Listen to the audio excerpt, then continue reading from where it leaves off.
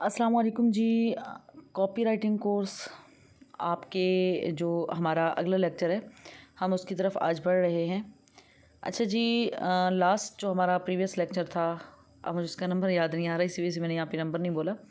तो हमारा जो पिछला लेक्चर था उसमें हमने कॉपी राइटिंग जो है उसकी हमने पढ़ी थी कि जो हम सोशल मीडिया के लिए कॉपी राइटिंग करते हैं उसके हमारे पास 3 टाइप्स होते हैं। ठीक है, या तो हम उसको सवालिया अंदाज से शुरू करते हैं, या तो हम उसको किसी कहानी से शुरू करते हैं, या हम उसको किसी ट्रेंडिंग टॉपिक को लेकर हम उसके थ्रू कॉपी राइटिंग कर लेते हैं। ठीक है, सवालिया अंदाज से मैंने कहा, तो उसके बाद जो है आप लोगों ने माशाल्लाह बड़े बेहतरीन अंदाज में उसको लिखा, बहुत ज़बरदस्त आप लोगों ने अपने अपने सैंपल पेश किए, अपना अपना काम पेश किया, मैं बहुत खुश हुई। अच्छा, यहाँ पे अज़ान हो रही है, इससे पहले अज़ान हुई है, मैंने उसका जवाब दे दिया है, तो इस वजह से मैंने सोचा कि आप लोग ये ना सोचें कि मैम जो है वो अज़ान का एहतराम नहीं कर रही। इससे पहले ढेर सारी अज़ानें हुई हैं तो मैं उन खामोश बैठी थी, तो अब अचानक फिर शुरू हो गई है अज़ान। तो 1 मिनट, हाँ जी।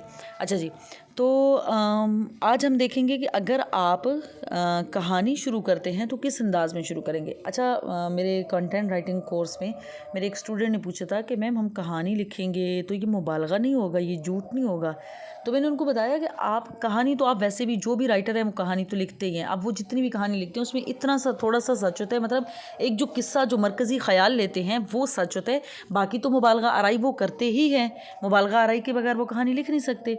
तो आप कोशिश करें कि आप जो भी किसी भी प्रोडक्ट को अगर आप प्रमोट कर रहे हैं, आप किसी भी सर्विस को प्रमोट कर रहे हैं, किसी भी इदारे को प्रमोट कर रहे हैं, ख़ुद को प्रमोट कर रहे हैं, किसी और को प्रमोट कर रहे हैं, तो कहानी में झूठ का सहारा ना लें। मतलब ऐसा नहीं है कि आप उस कहानी को झूठ के लिए इस्तेमाल करें, आप उस कहानी को धोखाधड़ी के लिए इस्तेमाल करें, आप उस कहानी को लोगों को वरगलाने के लिए इस्तेमाल करें, तो यहाँ आपको गुनाह मिलेगा। क्यों कि आपने अपनी कहानी के ज़रिए बहुत सारे लोगों को वरगलाया और फिर उनका वो फ़ायदा नहीं हुआ जो कि होना चाहिए था। ठीक है, तो यहाँ सबसे पहले हम देखते हैं, मैंने ये लिखा था अमेज़ॉन के लिए। अब यहाँ पे लिखा हुआ है कि कहानी का आगाज़ होता है कि एक बाप जो है वो अपने बेटे को बहुत ज़्यादा डांट रहा है। आप लोग ये पढ़ लीजिएगा एक बार, और अगर आप लोग को यहाँ से क्लियर नज़र ना आए तो आप लोग मुझे बताइएगा, मैं आप लोगों को ये वाली जो कॉपी राइटिंग है वो भेज दूँगी। ठीक है, ये वाली कॉपी। तो वो बाप उसको कह रहा होता है कि मैं तुम्हें 1 रुपया भी नहीं दूंगा, बहुत हो गया, सारा पैसा ज़ाया कर दिया तुमने। असगर साहब उनका नाम था, अली उनकी अकलौती औलाद थी, उनको पाला गया बड़े। और अगर आप रिलेट करें ना तो ये हर घर की कहानी है। हर घर में ऐसा ही हो रहा है कि माँ बाप जो हैं वो लाखों रुपए लगाते हैं औलाद पे, उनको तालीम दिलवाते हैं, उनको मतलब उनको डिग्री दिलवाते हैं, सारा कुछ, लेकिन बावजूद इतनी मेहनत के और इतने पैसे लगाने के आज तक ऐसा नहीं हुआ कि जितने भी पढ़े लिखे हैं सब के सबको जॉब मिल गई हो। हाँ, मिलती हैं जॉब्स भी, लेकिन कंपटीशन बहुत ज़्यादा टफ़ है। बहुत सारे मतलब एक तो A ग्रेड होता है, A+ ग्रेड वाले जो है वो MPhil वाले, PhD वाले बेचारे जो है वो जूतियाँ चटखा रहे होते हैं, कुछ मुनासिब उनको रोज़गार नहीं मिल रहा था। आप यकीन करें, मेरे पास जो स्किल सीखने के लिए नौजवान आते हैं, PhD स्कॉलर्स हमारे पास आते हैं कि आप हमें स्किल सिखा दें, हम इनकी तरफ आना चाहते हैं कि हमारे ख़र्चे नहीं पूरे हो रहे, महंगाई बहुत ज़्यादा है। खैर, तो यहाँ आप इस कहानी को पढ़िएगा, आप रिलेट करें। अब जो पढ़ने वाला होगा, देखें इसमें मैंने वैल्यू का भी ख्याल रखा है कस्टमर्स की, इसमें मैंने ट्रस्ट भी बिल्ड किया है, और इसमें मैंने जो है वो इमोशंस का भी ख्याल रखा है। ऑडियंस यहाँ पे इमोशनल होगी। क्यों होगी? क्योंकि ये कहानी हर घर की कहानी है। ये जो बेरोज़गारी है, ये जो अब्बा का इतना ढेर सारा पैसा लगता है, ये हर घर का है। तो इस तरीके से आपने शुरू में कहानी लिखनी होती है। शुरू इंट्रोडक्शन पार्ट जो आपका होता है वो कहानी वाला होता है। छोटी सी कहानी लिख ली, उसके बाद आपने लिखा कि उस बंदे ने उस कोर्स में दाखिला ले लिया। मैं अपने उस हिसाब से बता रही हूँ। अगर आपकी प्रोडक्ट है तो फिर प्रोडक्ट के हिसाब से आप डिफरेंट कर सकते हैं कहानी को। कहानी का पहला हिस्सा अगर आप हेयर ऑयल के बारे में है तो वो गंजा था, दूसरा ये कि उसका मतलब पहले में रिश्ता नहीं होता था क्योंकि वो गंजा था, दूसरे में फिर वो फलां का हेयर ऑयल यूज़ करता है, सारे फिर हेयर ऑयल के फ़ायदे वगैरह, और तीसरे में कि जी अब तो उसकी शादी हो गई।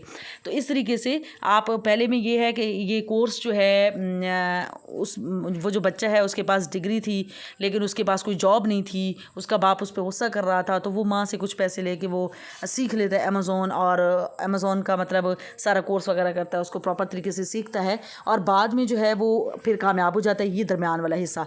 अब अमेज़ॉन जो है वो उसको वर्चुअल असिस्टेंट था, उसको प्रोजेक्ट मिलता है और फिर वो उन प्रोजेक्ट्स पे काम करता जाता है, ऐसा ऐसा ऐसा ऐसा उसकी ज़िंदगी सेटल हो जाती है।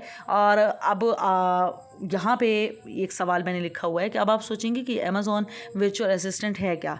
अमेज़ॉन जो है वो दुनिया की सबसे बड़ी मार्केट है जहाँ रोज़ाना करोड़ों की तादाद। अब यहाँ पे मैंने तारुफ भी दे दिया, कोर्स का प्रोडक्ट का तारुफ दे दिया है। लास्ट पे जो है फिर मैंने बताया कि हम आपके लिए कोर्स ला रहे हैं कॉल टू एक्शन। यहाँ पे कॉल टू एक्शन मैं उनको कर रही हूँ कि अब जो है आप लोगों को ये बता दिया है कि अमेज़ॉन वर्चुअल असिस्टेंट जो होता है वो करता क्या है। अब आप सीखना चाहते हैं तो आप हमसे सीखें। हमारे कोर्स का ये दौरानिया है, इसकी ये रिक्वायरमेंट्स हैं, और यूँ आप हमसे रब्ता करें तो हम आपको रिप्लाई कर देंगे। तो इस तरीके से आप लोगों ने शुरू में छोटी सी कहानी लिखनी है, दरमियान में उस प्रोडक्ट या उस सर्विस का आप लोगों ने मतलब हवाला देना है, और एंड में जो है आप लोगों ने ये कहना है कि ये कोर्स आप हमसे कर सकते हैं। जब भी आप लोग लिखा करें तो आप कोशिश क्या करें कि आप हम करके लिखा करें, जैसे आप सिदरा नसीम स्किल्स हब वाले हों, ठीक है, जैसे आप सिदरा नसीम हो। दूसरी बात, अगर आप सिदरा नसीम स्किल्स हब लिखते भी हैं तो आप Sidra Naseem skills hub English में लिखा करें, उर्दू में ना लिखा करें। ये मैं आपको टिप दे रही हूँ कि आप किसी भी क्लाइंट के लिए भी लिखें तो जो उनका फेसबुक पे पेज है, जो उनका नाम मशहूर है वहाँ पे, उस नाम से लिखें, बिल्कुल सेम वही, स्पेल की भी गलती ना करें कि लोग उसी को लेके सर्च करेंगे। आप उर्दू में सिदरा नसीम स्किल्स हब लिखते हैं, लोग फिर जो पढ़ेंगे वो उर्दू में ही सिदरा नसीम स्किल्स हब लिखेंगे, और उर्दू में मैं कहीं पे भी मौजूद नहीं हूँ। इंग्लिश में वो सिर्फ सिदरा लिखेंगे ना, सिदरा नसीम, फर्स्ट पे मेरा पेज, मेरी प्रोफाइल, ये सब कुछ आता है, क्योंकि पब्लिक फिगर में आ रही हूँ अल्हम्दुलिल्लाह।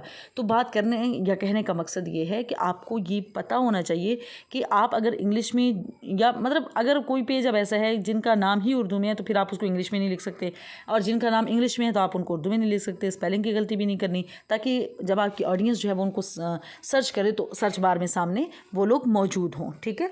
तो इस तरीके से आप लोगों ने अब अगले 3 दिन तक 3 आप लोगों की ये एक्टिविटीज़ हैं, फिर उससे अगली हमारी होंगी इंशाल्लाह। फिर हम कॉपी राइटिंग में मज़ीद कुछ चीज़ें वगैरह सीखेंगे इंशाल्लाह, और लास्ट पे हम सोशल मीडिया मार्केटिंग सीखेंगे, और यूँ हमारे इस कोर्स का इख्तिताम होगा इंशाल्लाह। आप लोगों ने इसको बेहतरीन तरीके से लिखना है, अच्छे तरीके से लिखना है, और उसके बाद जो है वो मुझे दिखाना है आप लोगों ने। और तब तक के लिए, अगले लेक्चर के लिए मुझे दीजिए इजाज़त। अगले लेक्चर तक के लिए अपना बहुत सारा ख्याल रखिएगा। यहाँ पे अज़ानें हो रही हैं तो मेरा थोड़ा माइंड सेट जो है वो बार बार उधर जा रहा था। खैर, अच्छा जी, अपना बहुत सारा ख्याल रखिएगा, और तब अगले लेक्चर में मिलते हैं। तब तक के लिए दीजिए इजाज़त। अल्लाह हाफ़िज़।